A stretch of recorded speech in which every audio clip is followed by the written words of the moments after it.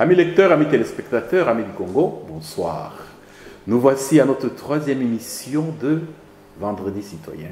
Vendredi Citoyen, comme vous le savez, c'est une émission qui a été initiée par la plateforme Antenne Monde de la société civile de la RD Congo pour pouvoir mettre en contact les Congolais qui vivent à l'étranger et ceux qui sont au pays. Mais comment va-t-on le faire? Allons-nous démarrer ex nihilo? Non. Nous savons qu'à l'étranger, il existe des Congolais qui font des actions pour le Congo. Au Congo, il y a aussi leurs partenaires. Et donc, dans cette émission, nous allons progressivement recevoir les personnalités, les associations qui font ce travail-là. Mais plus, cette année 2016, c'est une année importante pour la RD Congo, notre pays, et à les élections. Les élections, ça sous-entend, les citoyens vont aux urnes. Qui dit citoyen, dit un minimum d'information, un minimum de sensibilisation. Et donc, si nous recevons ainsi les personnalités et les associations, c'est aussi pour cela. Aujourd'hui, à notre troisième émission, nous allons recevoir l'association ABB, c'est-à-dire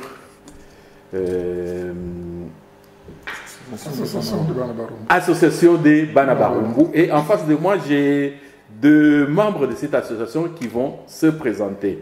Bonjour, Yamaki, même si je connais votre nom, vous vous représentez et vous dites qui vous êtes et ce que vous faites dans l'association.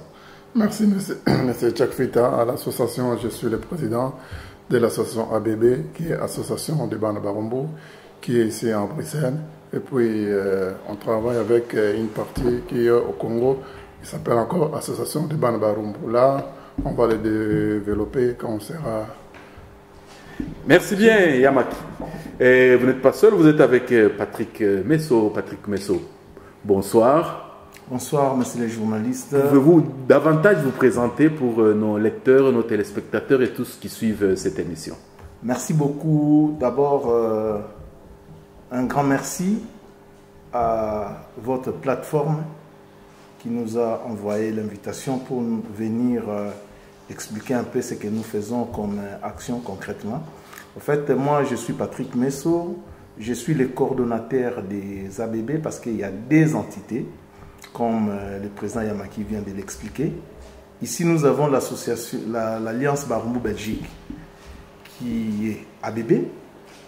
Et au Congo, nous avons l'association des Banabarumbu, qui a été créée depuis 2003. Et donc, dont moi, je suis le coordonnateur des activités de toutes les deux associations. Et donc, je fais l'interface entre les deux associations. Parce que je suis ici et puis je suis là-bas, donc je suis l'initiateur de cette association-là. Sans vous jeter de fleurs, je pense que vous êtes le prototype du genre de personnes que l'Antenne Monde cherche, c'est-à-dire ceux qui assurent effectivement l'interface entre l'extérieur et le pays. Dites-moi, est-ce que il faut vraiment que ce soit des Congolais qui vivent à l'étranger qui soutiennent ceux qui sont au pays? Yamaki. Je peux dire oui ou non. Mais d'abord, avant de répondre à ça, si on est là pour aider les gens qui sont au pays, avant de les laisser, il faut qu'on les laisse à bon état. Comme les Chinois disent, il faut mieux prendre à pêcher que de donner tous les jours. Pour nous, l'association de Banabarumbu, on est à 50%. On le l'aide, on le voit, qu'est-ce qu'il fait pour ne pas laisser qu'un jour, si on le laisse, il sera tombé. On est là pour l'aider, mais on les regarde de loin, comme nous, on est ici à Belgique. Maintenant, là-bas, au pays, ils travaillent. On a des cours d'informatique, nous, on n'est pas là. On a des professeurs, on a les encadreurs, on a des gens qui font des nettoyages dans les quartiers, qui rachent dans le riz. Maintenant, on a encore une idée pour lancer, pour commencer à faire des poubelles dans les quartiers. On est ici, mais on travaille avec eux en cheval. On ne peut pas dire on le laisse comme ça, on ne peut pas dire on le prend ça pour ça. On voit qu'est-ce qu'il fait et qu'est-ce que nous en font. Si on voit un jour, on peut les laisser là, on peut les laisser en liberté. Mais pour le moment, on va les travailler la main dans la main pour qu'il ne soit pas un jour des choses bizarres ou bien on laisse l'association par terre. Merci bien, Yamaki. À comprendre que proverbe si tu me donnes un poisson, je vais manger un jour. Si tu m'apprends à pêcher, je mangerai toujours. En tout cas, c'est retenu et je pense que les autres associations qu'on recevra plus tard auront sûrement la même devise ou s'ils ne l'ont pas, pour essayer de penser à pouvoir l'appliquer. Et vous n'êtes pas seul. Nous savons qu'il existe d'autres associations comme les vôtres. Est-ce que vous êtes au courant? Est-ce que vous êtes en contact avec d'autres associations qui font ce que vous faites, mais pour leur commune? Patrick? Merci pour la question. Je pense qu'ici, nous avons, avec des amis, nous réfléchissons ensemble. Par exemple, les amis de Lemba. Mais ce que nous voulons, c'est vraiment créer une synergie entre toutes les associations qui existent ici pour parler de la problématique de notre pays. Parce que nous savons qu'il y a beaucoup de choses à faire. Il faut que nous créions des systèmes, des structures là-bas pour qu'ils prennent en charge dans un premier temps nos compatriotes et puis petit à petit essayer quand même de faire quelque chose. Parce que comme le président vient de dire, donc la marotte de notre association, parce que au fait, notre association, si vous voulez, je peux l'expliquer, est née d'un constat que nous avions déjà posé à l'époque. Vous m'avez ôté la question de la bouche, allez-y. Voilà, là je vous parle de l'association de Bana Barumbu, qui est née en 2003 à Kinshasa, à Barumbu même. Donc vous voyez, ici à Bruxelles, notre association, donc l'Alliance Barumbu Belgique, est née plus tard, donc c'est-à-dire en mai 2011. Donc l'idée première était, le constat que nous avions posé à l'époque, c'était quoi? C'était l'abandon effectif de la jeunesse. La jeunesse était livrée à elle-même. Et ça nous prenait. Parce que nous, déjà à l'époque, on vivait ici, en Europe, et on rentrait. De temps en temps, on voyait la déliquescence de notre milieu, donc des vies. Et là, avec un certain nombre des amis sur place qui sont là, Maître Philippe, Roger, le professeur Vincent Chirimoine et tous les autres, nous avons mené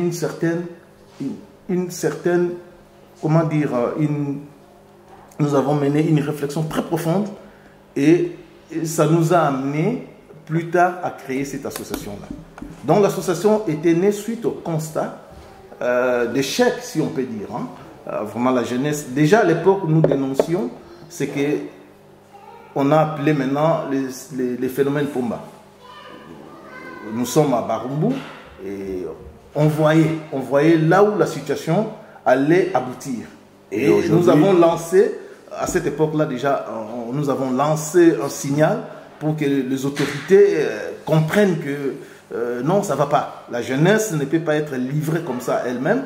Il faut que la jeunesse soit encadrée. Mais bon, enfin, hélas, des années plus tard, nous constatons que le phénomène n'a plus de l'ampleur que nous connaissons et que nous déplorons.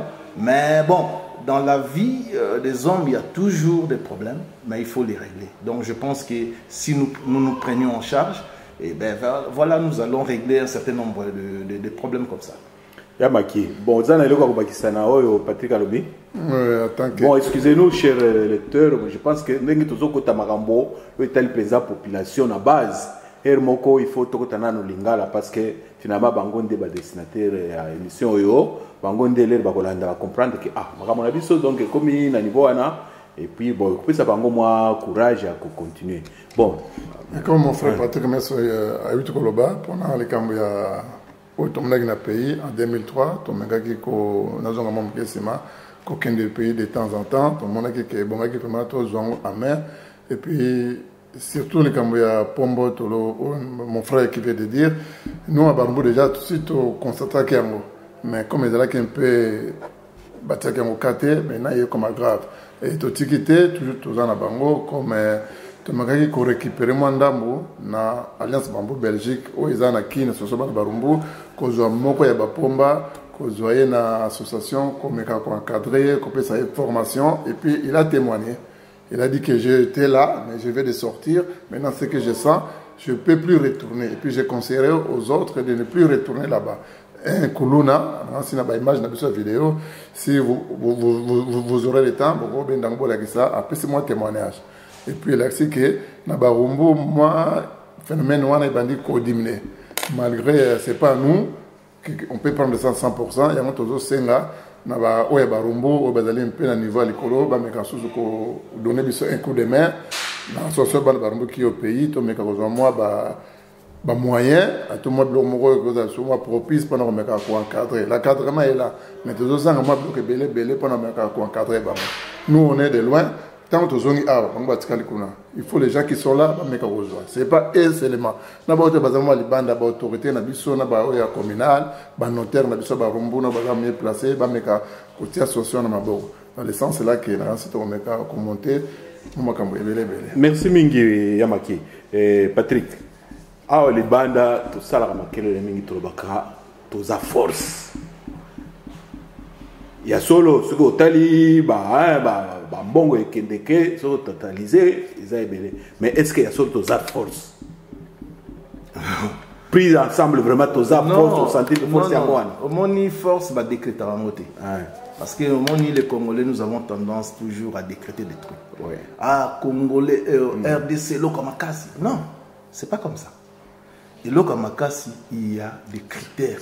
Oyo, par exemple, je vais dire, par exemple, États-Unis, c'est qui est la grande puissance. Les États-Unis, la grande puissance. Non. La culture. Il y a États-Unis et colonisa, monde. Sur OK, place tout. Au monde, il va y avoir coca. Au monde, il va y avoir bière, boisson, généralement la sucrée, nous on préfère coca. C'est ça la puissance. Si vous avez Rambo, vous avez un film, la Rambo. Donc, ils ont une puissance. Côté militaire, côté économie. C'est ça.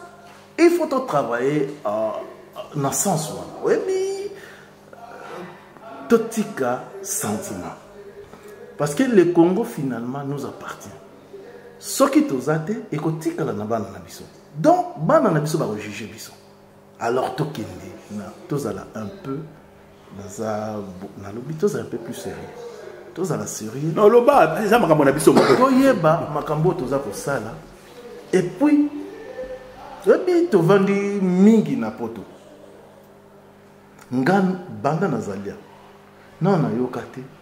Ah, omoni, Premier ministre Martin Sakoufaki, banda kwatika yango. Bamitu katika, non? Baka toujours action nini. Et l'oponi na memaki na société. Pendant qu'azala kiwana, makamoni ne salamaki na société. La transformation de la société, il faut ezala. C'est ça le leadership. Leadership moko cohérent et puis leadership pour esangani na bato. C'est ça. Mais ce qui est au Ganga Congo et l'Oka Makasi, Congo à Bissobona, eh bien, tu relégas quand on et puis voilà. Il y a un moni biso, na katia ABB, tu mets dans la réflexion, il y a ça. Nous voulons que notre espace de vie, dans un premier temps qui est Barumbu, soit transformé et acteur de la transformation, base la bana ya Barumbu. Comme ça, base la fière na makambo basali. Voilà un peu ce que nous avons répondre. Bon, na sepeli mingi na makambo lobi, mais avant na pesa motuna mususu na éviter ce qui yamaki na eloko na ozago. Et ya solo ndenge to benga ki to inviter bino na plateau na biso ezali po bozo sala action. Mais to inviter bino parce que to sentir que boza muke, il faut batu bazala ebele. Ce qui batu baza ebele bon banda ko se copier synergie au salama biso to sali site na biso to sali plateforme virtuelle bino bozo sala action na terrain mais to lingaki ke il faut profiter il y a technologie actuelle et sali ke ce qui bocheka kaka na nini na internet beaucoup tani virtuellement beaucoup mi moi makasi en même temps biso nyoso to gagner et puis action bino pe beaucoup se plaquer bobandaki bokutanaki et puis mati tokomi biso tout makati. Donc voilà objectif au penza tozo benga ba personnalité na ba association lokola ya bino pour la émission na biso. Bon motuna mosusu yangoyo awa actualité moko monene eza na mboka na biso. Na rappelé encore une fois que l'émission na biso eza citoyenne. C'est une émission citoyenne, c'est pas une émission politique. Tout ça ba émission politique boye biango. Mais les élections, c'est pas les politiciens qui élisent. Ce sont les citoyens qui élisent. Journée Mobimba ke bilanga, tout, année Mobimba, 5 ans Mobimba, après l'élection hier. Mais nandenge bomoni, est-ce que esengeli que malgré l'action bozo sala, est-ce que c'est nécessaire quelque part de sensibiliser à la citoyenneté jeune ou encadré par rapport à l'élection zoya par exemple? Il y a makina moni olingi ko lobate lobate. Non, pour les droits, ils sont les partis civils. Ouais.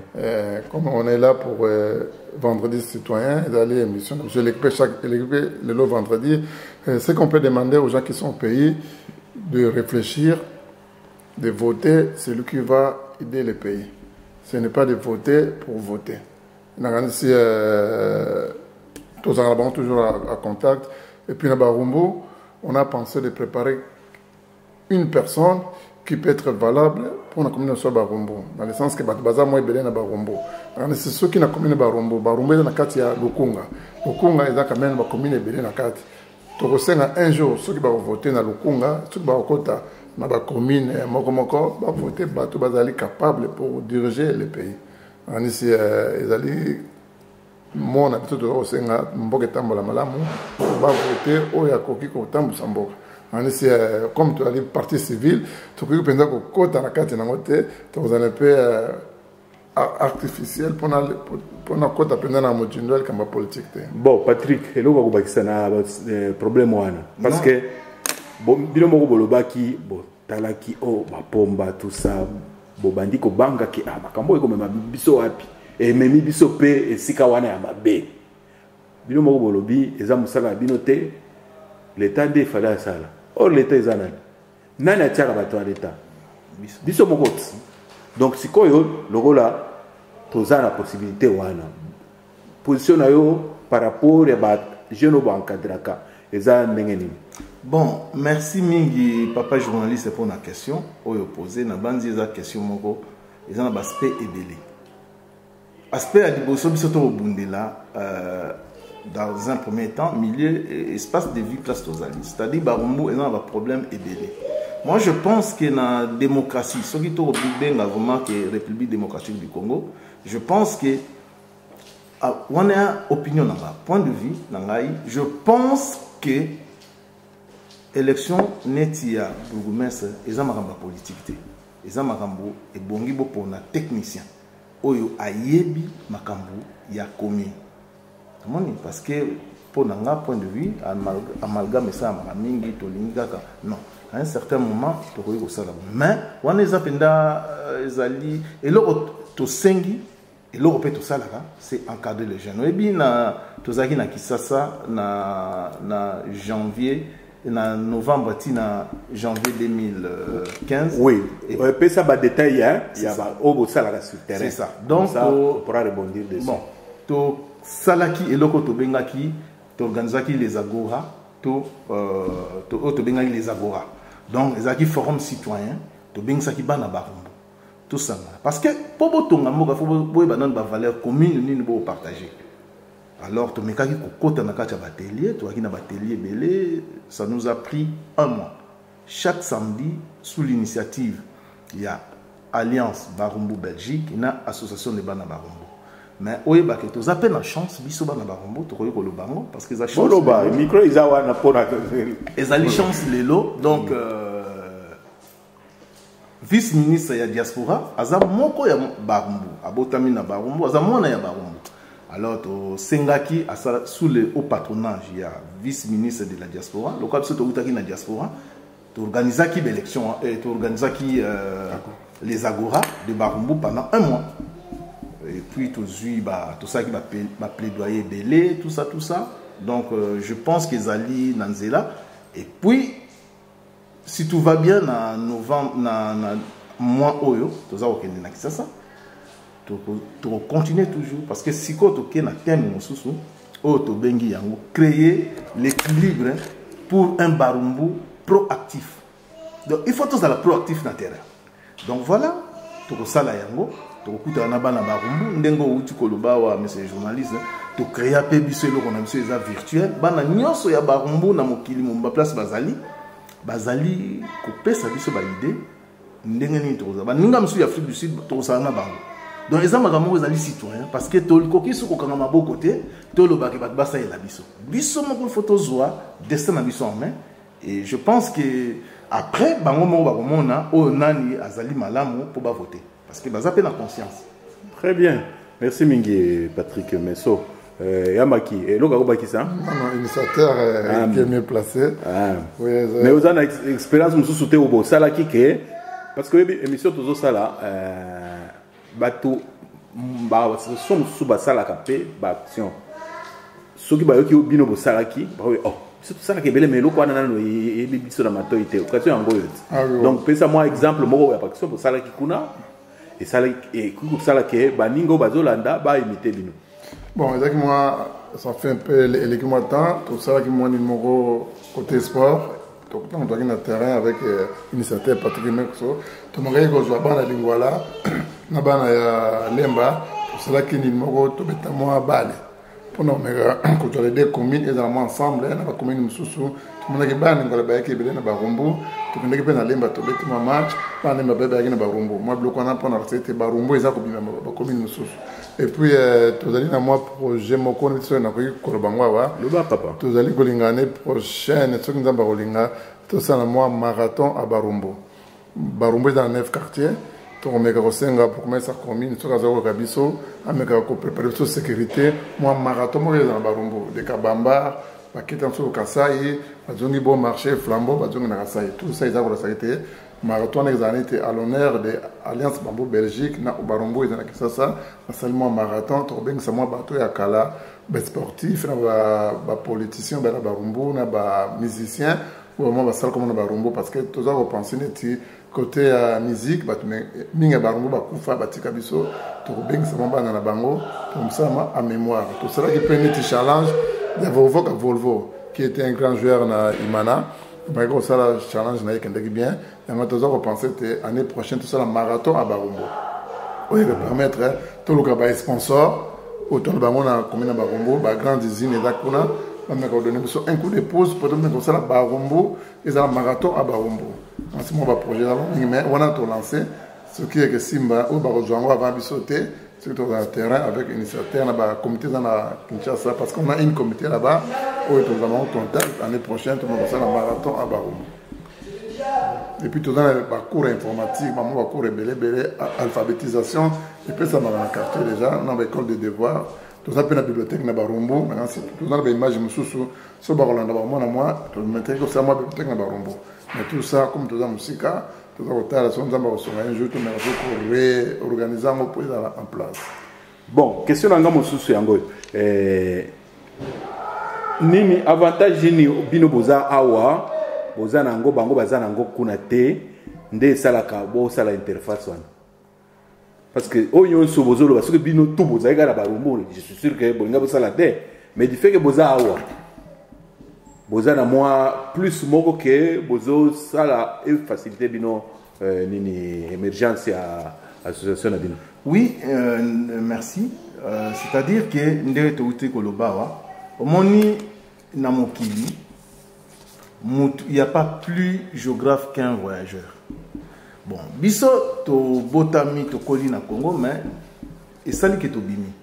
To ye to kutani na civilisation mususu, to kutani na batu mususu, o pe bana ba valeur mususu. Donc to rôle bakaka to za ba citoyen du monde. Na banzi rôle ya diaspora ezali active, ezali ko memape oyo place bo vandi oyo bozui. Bon mais maman pe pa baninga, c'est-à-dire ko ya en maître té.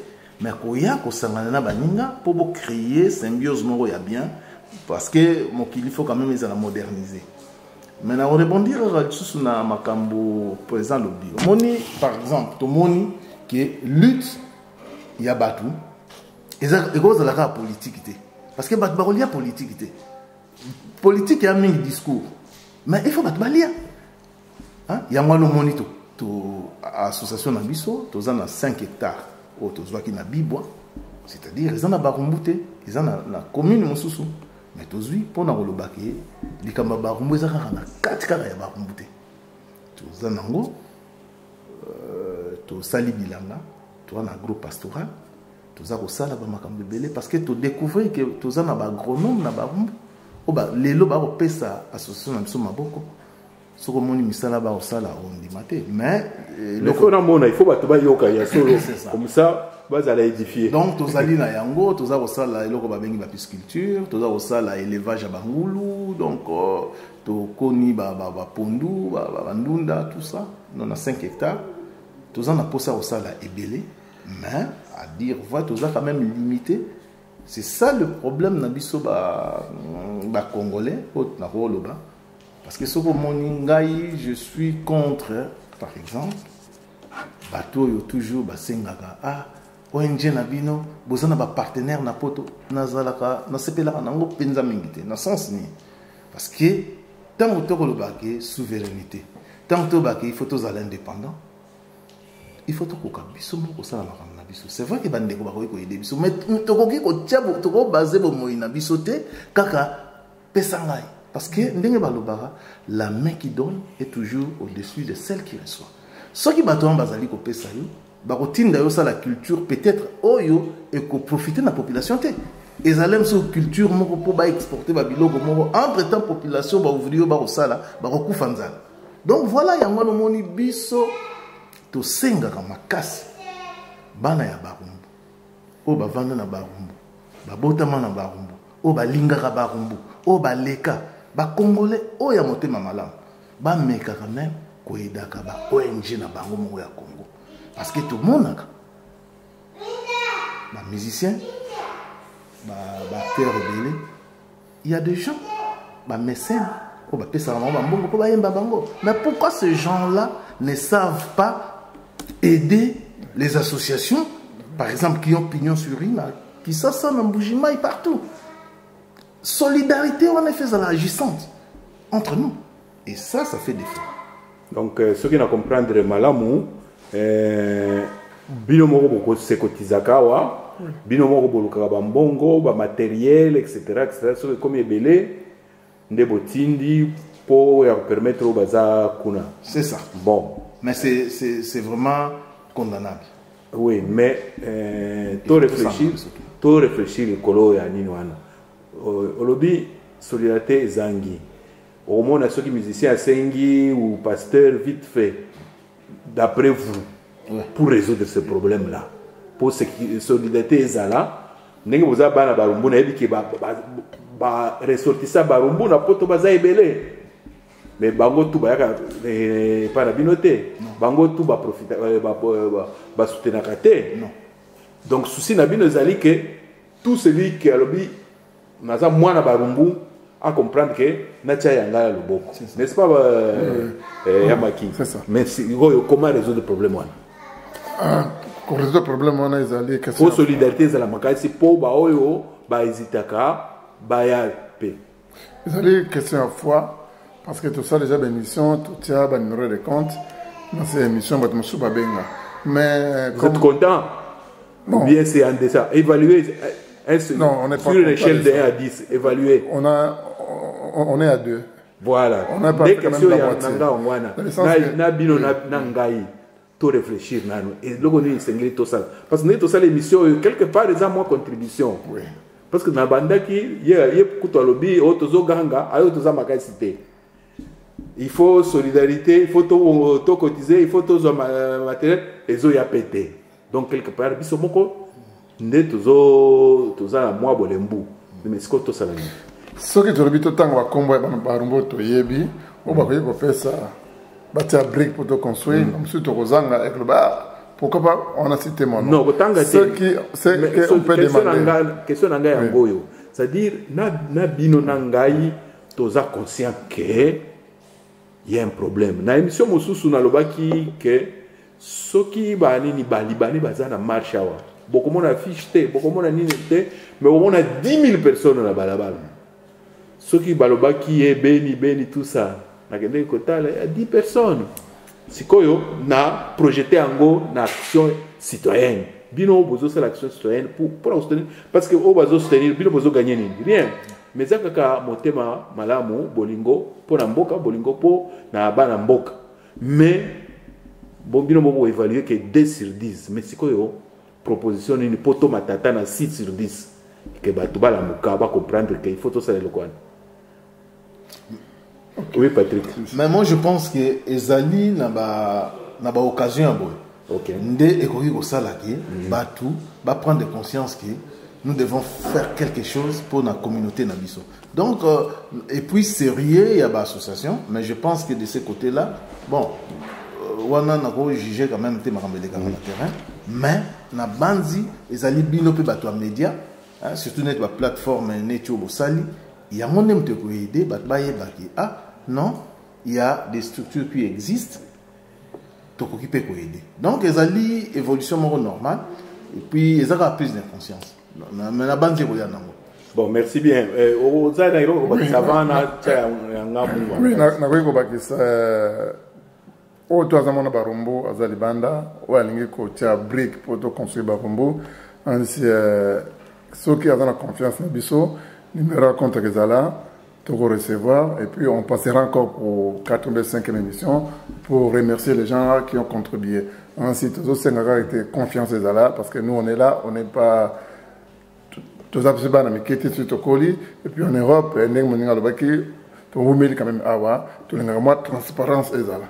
Les gens qui ont le temps pour contribuer, on a un devoir, il y a qu'on passer sur ce moment un remerciement.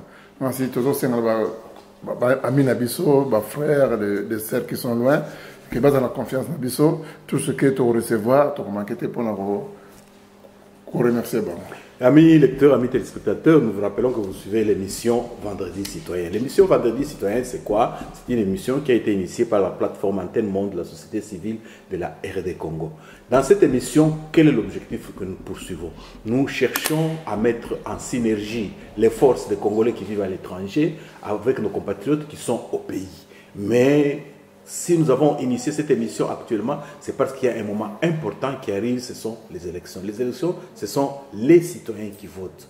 Ce sont les politiciens qui vont gérer, mais c'est les citoyens qui votent. Et donc, il y a une nécessité de créer un réveil, un sursaut chez les citoyens au pays. Et donc, on a profité de l'émission, l'autre ami, Bana Barumbu. Na Kinshasa seulement 24 communes donc tozana bana telle commune panzani mukili mobimba. Est-ce que c'est normal que ils aura toujours 4-5 personnes soutenir biloko boye oyo émission to sali eza appel eza occasion to pesi bango bomo na bango yo basalaka bandaka la eloko na bango ezo simba mais na orgueil na biso en tant que Congolais, grand pays, 2 345 000 km², 70 millions d'habitants, forêt, cuivre, tout, nous méritons mieux. Yango to sengi moi sur saut d'orgueil de la part de Bino Nyonso, bana barumbu, il faut soutenir bango, Bino tout ba si a barumbu bozana poto. Mais to suki wana te to pesi message en même temps. Na bana ba commune mosusu, cette émission est pour nous tous, cette émission est pour vous tous. Venez, objectif na biso dans l'émission que dans 50 émissions, vous allez déjà dans 50 cellules. Ce qui bakutani, n'a sûr qu'avec un peu de chance, parce que la congrès, il y a une association, la Congo, n'a sûr et comme telo comme yamakasi. Donc voilà parenthèse par rapport à niveau to comme l'émission na biso. Beaucoup ko bakisa moi et par rapport au lobby. Non, mais l'autre qu'on remercier d'abord plateforme. Nandenge bapesi bakopesa déjà biso tositozi ne bakopesa en occasion na l'association parce que eloko eza makasi ndenge lobby il faut synergie ya l'association et salama pour tous à la forme. Soki tozaka éparpillé batu na ndenge na bango eza difficile. Net biso côté na biso na association de bana barombo to lancaki déjà appel tozaki contact parce que biso tozana district to babengi ya Lukunga. Donc tobaki tokene na bongo tozana contact makasi na bana ya commune à Kinshasa tu as contact makasi na bana ya commune ya Lingwala et puis tu as au Kende Gombe pour à un certain moment awa déjà tokutana et puis et ça là que même na Congo tokutana to ba solola ba problématique oyo tozana ngo mingi na Congo. Voilà un peu donc ezaka remerciement et puis kolembate bosangisa biso to ke boso. Merci mingi Patrick Meso, merci mingi papa Yamaki. Bon, sikoyo tolingi to si cette émission na biso to conclure par rapport ya nini processus électoral na biso. Bo bino moko boyebi ba Congolais tout bayebi ke na fin de l'année mapona miezali. Na fin de l'année il faut ba citoyen ba kende na ba urne. Souci secret na bino na se ya motema eza nini pour na ba échéance wana. Ah bon, toza ba Congolais. Oui. To mona makambo yo le kanamboka. Ezali ko dans un premier temps sengeli biso ba Congolais. Toyebaki toza na ba frère. Tokoki kozala ba adversaire sans être des ennemis. Hein? Donc tout sangana parce que toi quand on mboka wana to muto pelisa moto te to solo et puis makambo ekoya et ya mutu na mutu net biso na diaspora diaspora ezali dispersion ya communauté moko boye na libanda donc il y a des amis au balingaka gouvernement bazali na diaspora il y a des amis au balingaka opposition bazana na diaspora et puis voilà bah le moment venu, je pense que ce qui est important est bongi na batu la société civile. To na ba Congolais nyo surtout, batia pression na ba politique nyo surtout. Ba pelisa motote. Ba yokana parce que biso to la politique politicienne te. Biso et souci na monsieur Zali Bolingo ya mboka. Bango ils se battent pour bazwa kibokonzi. Bango nyo surtout ba politicien. Ba bunda mais avec respect à règle. Na banzi ko ngana rôle ba. Bon, Yamaki, et là, vraiment, Ezali, vraiment, Baksa Ningite, Nengi, Nsatara Robi, to Bunda, to Yokana, to Bongisa, to Tia, Train Ezananarai, puis qu'il y a malam. Ma partie, Nyon Ezali, ceux qui sont Yokani, Oya Romona n'a pas dans Samboka, puis sur la partie civile, tous allés là pour les soutenir. Vraiment, pour nous, Roloba, ma camarade, Nengi Sengeli, c'est à la prochaine main, tu me reçois autant, tu côté la politique. Pendant les lundis, tu dis que tu as dit que c'est elle est bien, parce que nous qui sommes ici, tu as dans les bandes en bas, quand je peux te dire que tout le monde a payé bien ça. Tout le monde a payé comme le Sénégal, parce que qu'on est à niveau belé. Parce que l'équipe à niveau Tozo, on est au Congo. Bambo que belé, il bande à Ghana. Parce que France, c'est ma cam. Si c'est l'élection, ils ont dit comme encore élection, et comme quoi un gâteau, un plateau, un pays comme le Sénégal, parce que continue à niveau belé.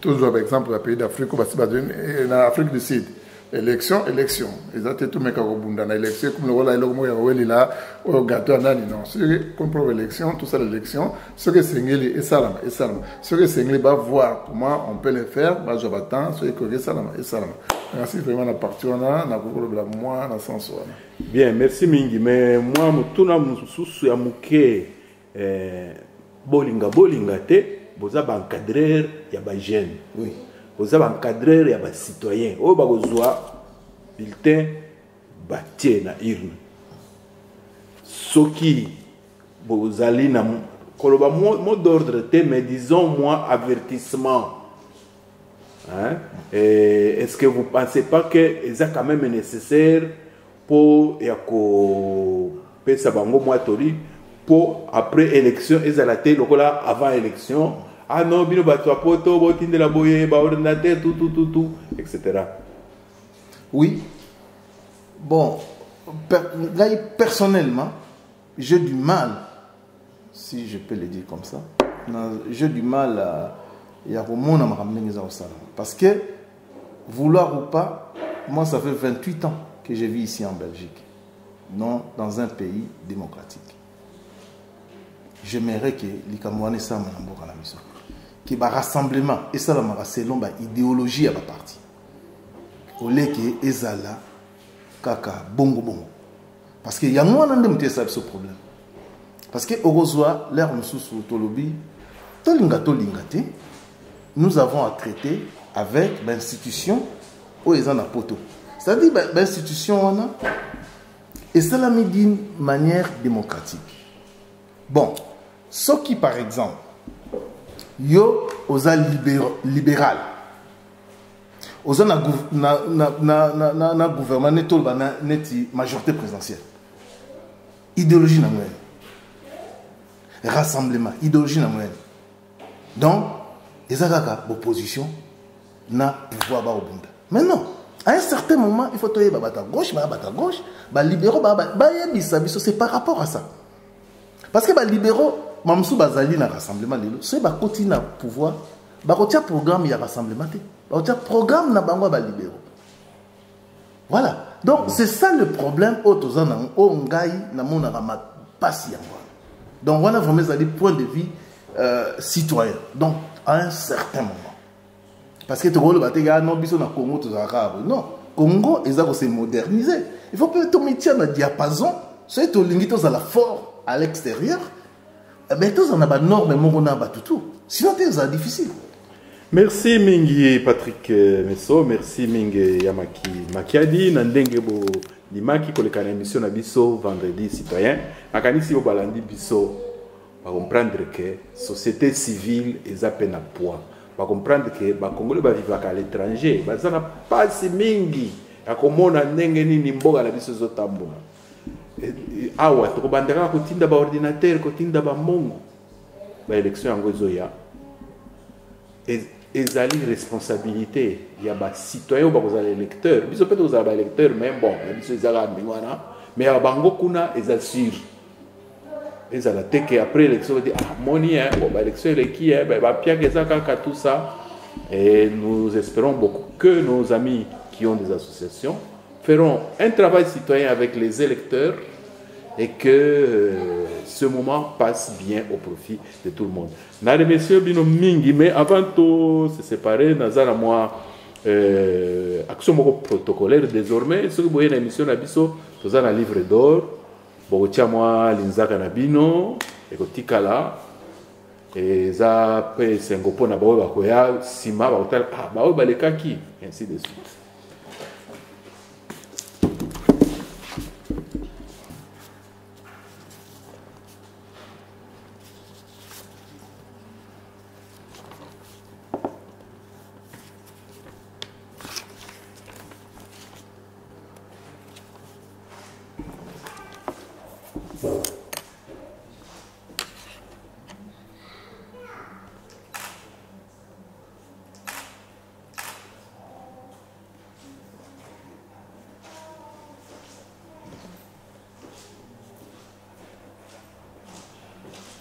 Merci beaucoup Yamaki, merci beaucoup Patrick Messo. Et si vous avez un petit mot de souhait par rapport à vos membres, vous avez chacun 20 à 30 secondes. Oui, c'est juste un remerciement à nos amis des Bana Barumbu qui vont suivre ou qui ont suivi cette émission. Nous voulons leur dire sincèrement que nous les aimons beaucoup et que nous comptons sur eux pour créer un nouvel espace de vie pour nos enfants, pour nos familles. Voilà, un grand merci à notre ami Papier Konzo des As TV à Kinshasa et des amis comme John Mangala, comme Roger Mataï en Suisse et puis voilà, un grand merci, on vous aime et on vous embrasse très fort. Oui.